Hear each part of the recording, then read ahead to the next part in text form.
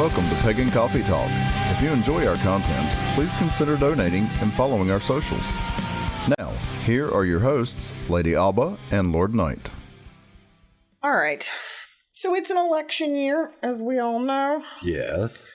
For as I would say, for as long as social media has been around, I have seen scores of witches and people in the pagan community talking about using their abilities, their time, their spiritual efforts, either alone or with others, to curse candidates, to sway election results, to basically start bringing politics into their magic.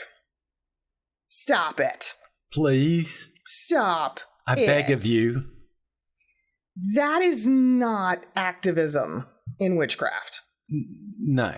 Activism is prompting other pagans to vote and voting for the candidate who supports your beliefs and whatever it is you're looking for. Because the closest you're ever going to get out of me is quit voting for the person you hate the least. Yeah. Vote for the person you like the most. Yeah.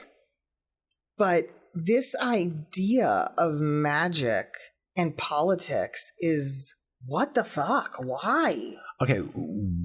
What makes people think they have the right to override what other people want to do?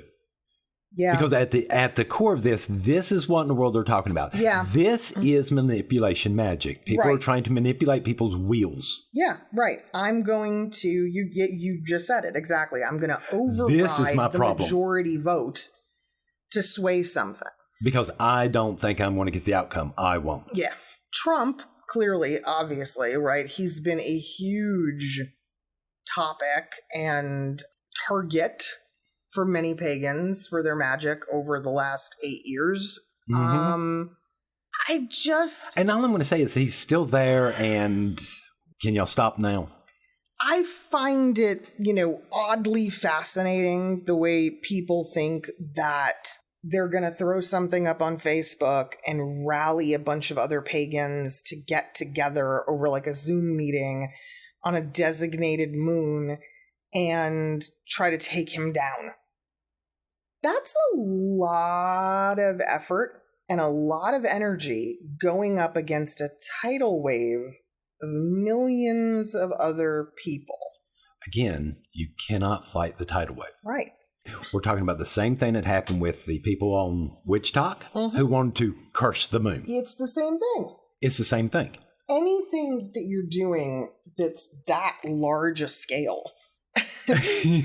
Me personally, I automatically expect it to backfire. I don't even expect it to get out the front door. Yeah, that's true. But I find it interesting, again, that politics is becoming a part of people's religious practice. Why? This baffles me in the same way it baffles me when I see Christians have a picture of the president on their shrine at home. You know what I mean? Because again, lifestyles have become so politicized. Mm-hmm. All right. Mm-hmm. So Christians come out and they're going, hey, you know what? To be a virtuous Christian and stuff, this is the lifestyle. No. Yeah. It's weird. It's okay for them to say that. It's okay for you not to listen to them. Yes. But the idea that we have to me, it's also in line with the whole, the eco discussion, right? Yeah. That we have to cast spells to save the earth. Oh boy. She's fine. I'm so important. Yeah. When she's had enough of us, trust me, she'll deal with it. She doesn't care. She's gonna boot us in the ass, no problem. God forbid if she tells her big brother, the universe, to do something to us. That's my point. I mean, am I saying we have to contribute and be complacent? No. But why do we have to start publicly shaming? Yeah, and making politics part of a group or solitary practice? That's a slippery slope. We're also basing this on whether we like someone or not, if we're going to be friends with someone. Yeah. To amaze everyone, mine and your politics are probably so far apart. We've never discussed it, and I never will. I don't want to. I don't care. But here's what's funny. I can honestly say in all my years, pagan gathers, meetings with elders, classes, group discussions, I can't think of a single political discussion. Ever. Nope. Ever. Especially that revolved around a candidate. Now, maybe an issue, maybe a bill. I remember us sitting at a full moon meeting. Someone brought that up, and both of us shot him down real fast when he went to go say something. We were like, no, you don't. No. Yeah. We don't discuss that here. But typically, like I said, maybe a bill. That I could see. But candidates?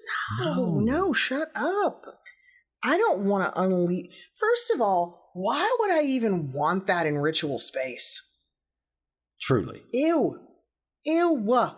So gross. I don't want that anywhere near my spiritual practices. I mean, like, I could feel that sticking to my robe. Well, and then to take into account that sometimes spells do things in funky ways. Mm-hmm. So I'm just saying. But part of it is such a sign of the times, right? Again, everybody has to be involved. Everybody has an opinion. Everybody thinks their opinion is right. Everybody's so heated and so fired up. But again, I will say, find me an Eastern practitioner. Find me a Buddhist who gives a damn about a political candidate. They don't. Nope. Yeah. It is so far off their radar. And we kind of should be operating in a similar fashion. Again, it's not to say that in your personal life you can't do whatever you want, attend rallies, participate. Yeah. Do it. Volunteer. Yes. Go help the candidate out you best believe in. But it has no place in church. No. And I'm going to sit here and say this: as long as I'm the head of this tradition will never endorse a candidate of any. Exactly. I'm sorry. We could literally have a gay witch on the ballot. And I'm pretty sure that we would be sitting there going, damn it, we can't talk about it. We can't. Okay. All right, we're just going to sit here. We're just going to sit here. We're just going to nod our heads, but we know. We're poking each other right here going, look. But we're still not going to have his campaign stickers at the door for everybody to take. No, that is complete bullshit. That is not what we're here for, and that is not our place. And I'm not going to pull my hair out because someone pulls up and they have some political sticker on the back of their... No. And they come in a ritual. It's their right. It's their right. It's fine. Don't care. But leave it at the door like everything else. I put it the same way I believe in religion. But it's not your religion. It's not your... It's not your politics. And no, nobody agrees with anyone 100%. No, but I also think there's something, again, about the times we're in. It's the audacity to think that our gods give a shit about any of this. They've been here. They've been there. They've done that. They've seen it. They've seen these people come and go. Sure that in some ways they're going, who are these false idols and these weirdos that are getting practically deified? Absolutely. But why would they interfere? Why? Why would they care? It's a blip in time for them. I mean, it's just... At these scales that we are talking about, these... Yeah. Again, the relationship with your toenail. Yeah. And it really, to me, it's remarkable how people think that the gods would give a damn. Well, did we mess up when we went around and we told a generation, you're special? Here's an award. I don't know. Yeah. I mean, honestly and truly. I don't know. You're unique and special just the way you are. Yeah. It's not even just that. It's the power. It's the influence. It's the fact that individuals now can see in real time a sort of like a trickle-down effect of what they say or what they do as it relates to socials and how it affects or influences other people in a way that we couldn't years ago. No. And that fuels some of it. But it's worthwhile to stop and take a tiny pause and go, does this really have a bearing on my spiritual life? Now, does this help out? Yeah. In the long run? And who? Who does it help and why? You know, I mean, I hate to say it, right? Behind Trump, there's another Trump. Mm-hmm. Behind Biden, there's another Biden. There's always every politician. Yeah. So let them do what they're going to do. Ooh. That is not a spiritual affair. That's the affairs of men. Yeah. Yeah. I don't know. I think, I do know it's time for coffee. Oh, God, yes. Yeah. So you have cracked into WitchTok. Oh, Lord Knight. Oh my God. Can I convert now? Have I cracked it? No, by no means, because I really do feel like WitchTok is the never-ending rabbit hole of Hades. But I have so many thoughts and so many things I want to talk about, and who knows, this might end up being a multi-part kind of episode thing because there's so much going on. All right, so first of all, I think we need to address the fact that WitchTok, it's a force. It's a thing. It's happening. You can't stop it. It has a life of its own. No. But what I'm seeing is a lot of manipulative, money-hungry BS. Uh-huh. So it's well documented and well understood that TikTok is made up of an audience that averages like an age of like 14. Yeah. It's kids. But the social media witches, I'm going to use that term super loosely, that are out there that are promoting, what I'm seeing is a clear, toxic, advantage-taking, manipulative. Oh yeah, that's just preying on people's anxieties, fears, doubts. Yes, and all of this shit about, offering tarot readings and being spiritual advisors and you need to take my master class or my ultimate class. It's worse than that. It's people literally just going, I have your tarot reading. The gods, my guides, my angels, like whatever, they're using, it has spoken to me and I have a message directly for you. But if you want it, you have to message me. And then of course, once you message this person, they tell you that you got to pay them, Right. It could be $10. It could be $500. But either way, it's a scheme. See, people, and I think people fall into this trap because they think the algorithm is so random. It's not, though. But it's not. No, it's not. It's extremely targeted. It knows who you are, and it is picking you. It is selecting you, and these people it's so sad, right? They're preying on others. Now, look, we've seen this throughout crafts as long as I can remember.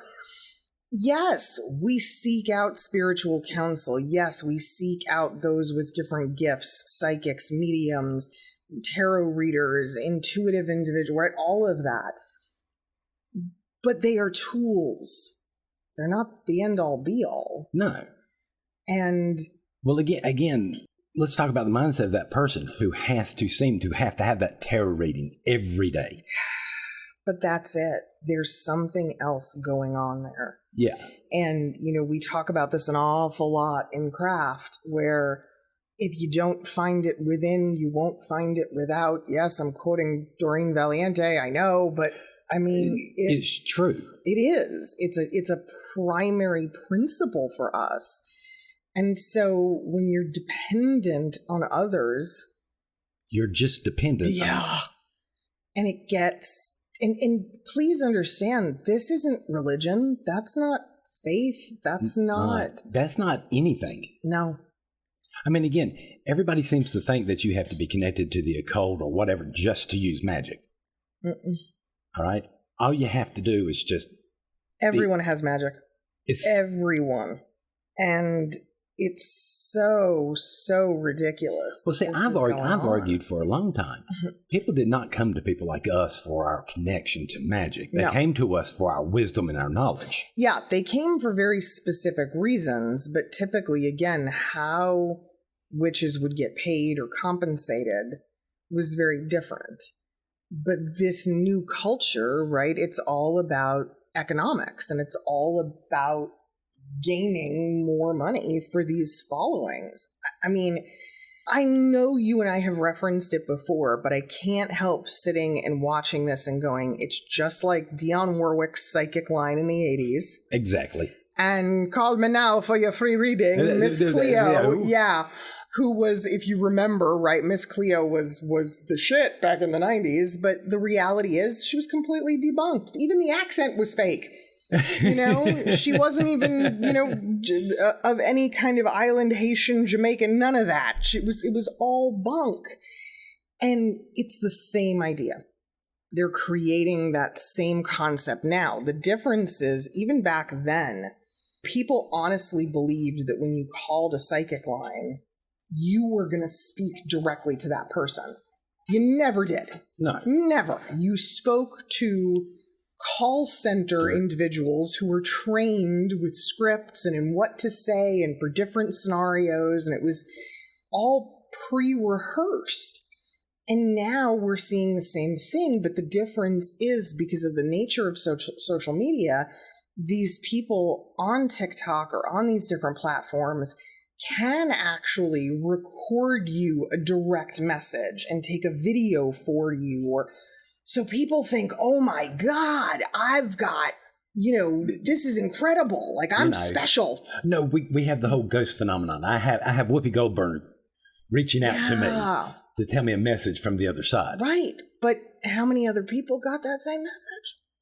And even if it was recorded specifically for you, or if it is very personalized, it still doesn't mean that that person is not simply out to fill their pocketbook. It's extremely toxic.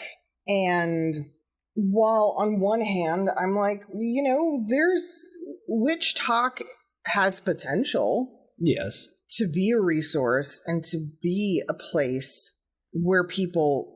But when you sit here and see article after article after article of, we're going to curse the moon. Yeah. We're going to curse the fae. I mean, come on. The big thing right now is the election, right? We're going to curse Trump. We got to raise money to keep him out of office and to do all of these things. And I'm like, where's his money going? Yeah. Who's pocketing this? That's what? I mean, anybody could do that. You know, I mean, do you really need that much money to cast a spell? That's my point, though. I could go up to the grocery store and put a box out that says I'm going to do the same thing and see how much, you know, donation money I can collect in a day. The only difference is I'm going to encounter all types, the people who are pro the argument and against the argument.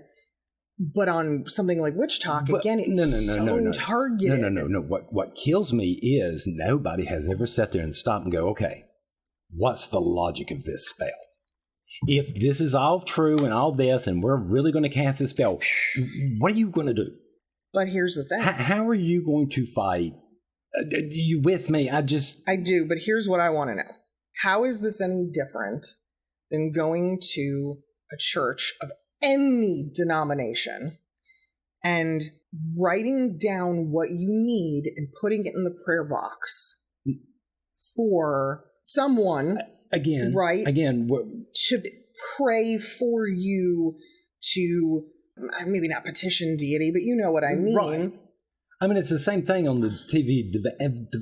Evangelists, yeah. Yeah, but they brought out, I think it was the same stack of notes every time. Yeah. But there are so many places that will spiritually intervene on your behalf. No. What makes these witch talkers more effective or more powerful than anybody else? Nothing. There's no logic to that other than, again, they're preying on, I don't want to say the weak, because everybody can have a moment of weakness. Well, I know people, you might start out with, hey, I'm going to do a free reading. I'm going to do a couple of free readings. Yeah. Bait and switch.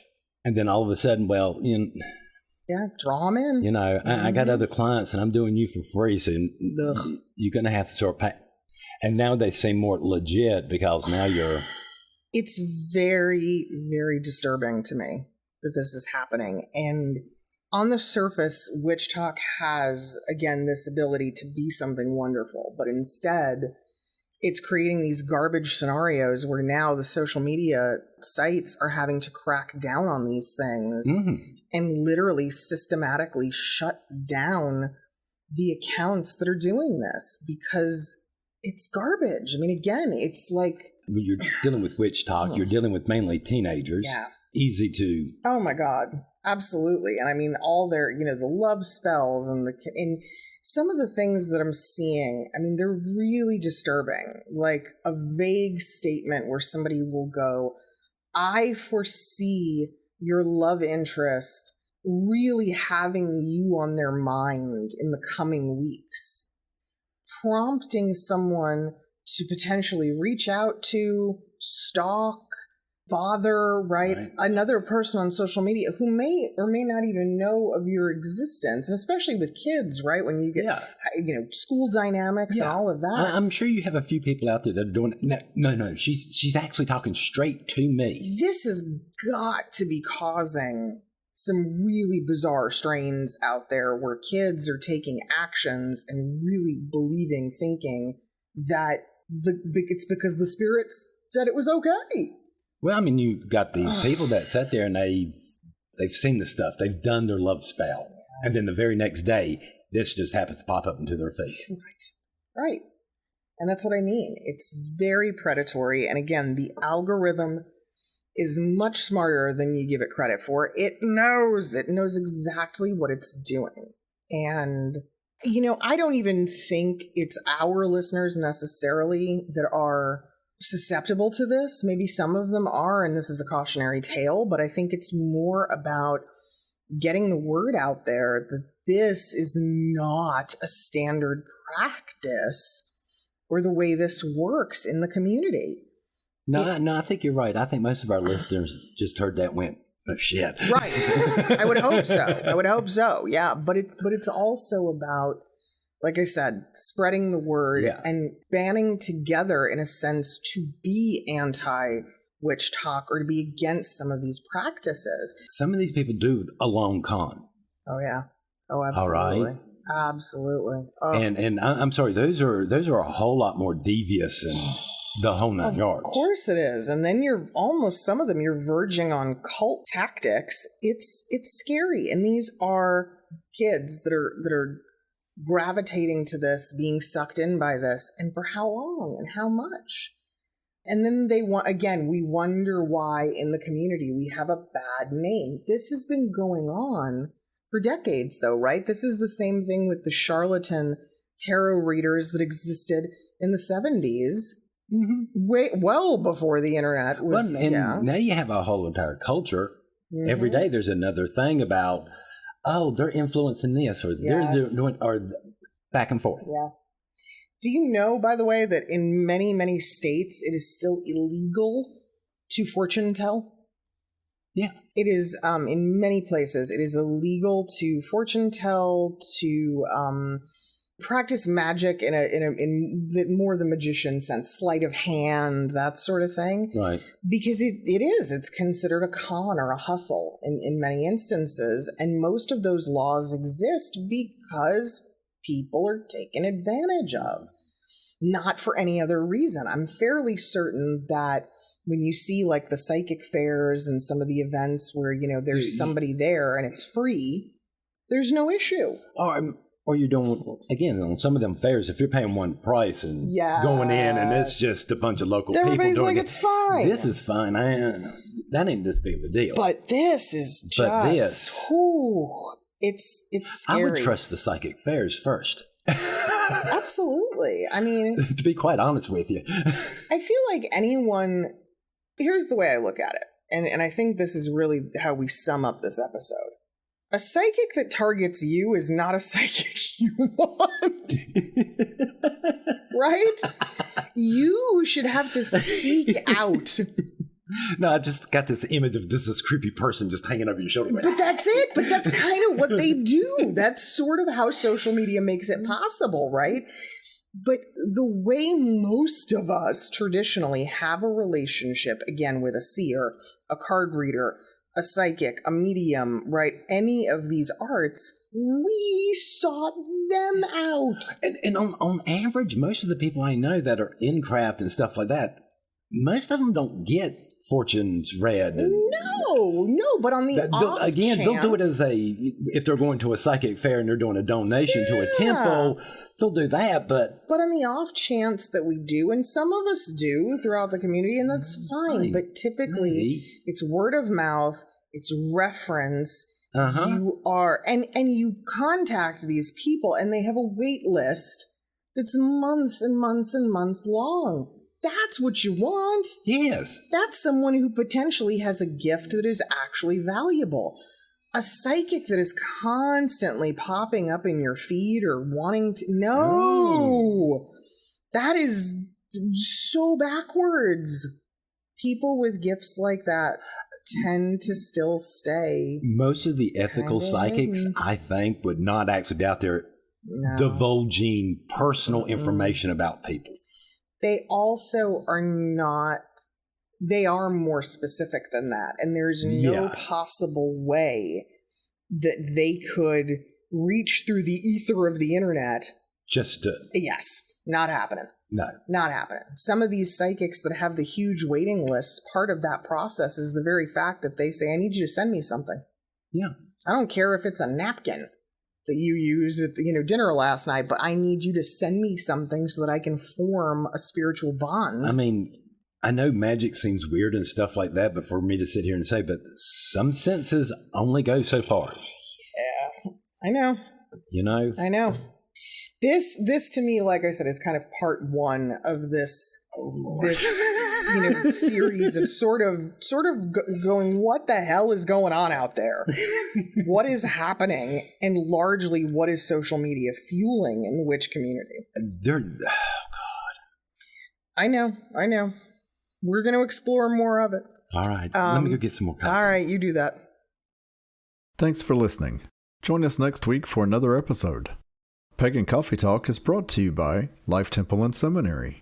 Please visit us at lifetempleseminary.org for more information, as well as links to our social media: Facebook, Discord, Twitter, YouTube, and Reddit. We travel down this trodden path, a maze of stone and mire.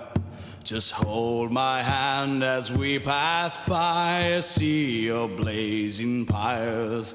And so it is the end of our days, so walk with me till morning breaks. And so it is the end of our days, so walk with me till morning.